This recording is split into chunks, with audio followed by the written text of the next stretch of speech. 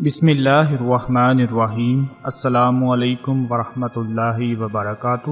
بہت سے مچھر اپنے ساتھ وائرس لے کر آتے ہیں اور ملیریا کی وجہ بھی بنتے ہیں، لیکن زیادہ تر مچھروں کے کاٹنے سے خارش کے علاوہ کوئی اور مسئلہ نہیں ہوتا۔ تاہم یہ خارش ہی بذات خود تکلیف دینے اور پریشان کر دینے کے لیے کافی ہے۔ خوش قسمتی سے ایسے قدرتی نسخے موجود ہیں جو خارش میں فوری آرام پہنچاتے ہیں۔ ناظرین، مچھر بظاہر ایک چھوٹا سا اڑنے والا کیڑا ہے، لیکن کیا آپ جانتے ہیں عالمی ادارہ جو صحت کا ادارہ ہے، اس کی جانب سے اس چھوٹے سے کیڑے کو دنیا کا سب سے خطرناک جاندار تسلیم کیا جا چکا ہے۔ مچھر کی وجہ سے دنیا بھر میں ملیریا، ڈینگی اور مختلف ممالک میں خطرناک وائرس بڑی تیزی کے ساتھ پھیل رہے ہیں، اور ان بیماریوں کے نتیجے میں ہر سال 10 لاکھ سے زائد افراد موت کا شکار ہو جاتے ہیں۔ ان بیماریوں سے بچنے کے لیے ضروری ہے کہ آپ کی رہائش گاہ، دفاتر، اسکول یا کام کرنے کی جگہ ان مچھروں سے پاک ہو۔ ماہرین نے تحقیق کی ہے کہ مچھر کن لوگوں میں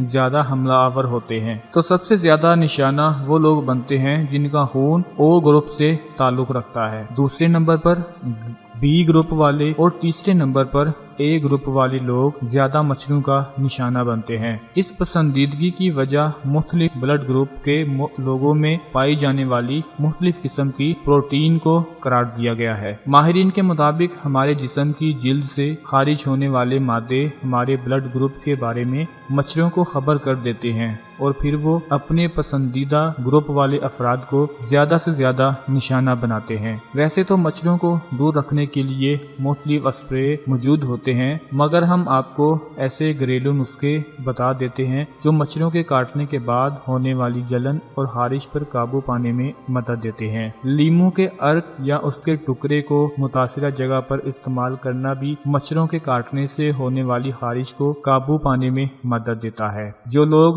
لہسن کے پیسٹ کو اپنے ہاتھوں اور پیروں پر مل لیتے ہیں، انہیں مچھروں کا ڈر نہیں رہتا۔ لہسن کا پیسٹ مچھروں کو بھگانے کے لیے بہت ہی فائدہ مند چیز ہے۔ پودینے کے پتوں کو پیس کر اپنی جلد پر مل لیں تو مچھروں کو دور رکھ سکتے ہیں۔ اسی طرح اگر مچھر کاٹ لیں تو پودینے کے پتوں کے استعمال سے خارش پر بھی قابو پایا جا سکتا ہے۔ یہ 3-4 ایسی چیزیں ہیں جن کے استعمال کرنے سے ہم مچھروں کو خود سے دور رکھ سکتے ہیں۔ میں امید کرتا ہوں آج کی ہماری یہ ایک معلوماتی ویڈیو آپ کے لیے فائدہ مند ثابت ہوگی۔ اپنا خیال رکھیے گا، اپنی دعاؤں میں یاد رکھیے گا۔ اللہ حافظ۔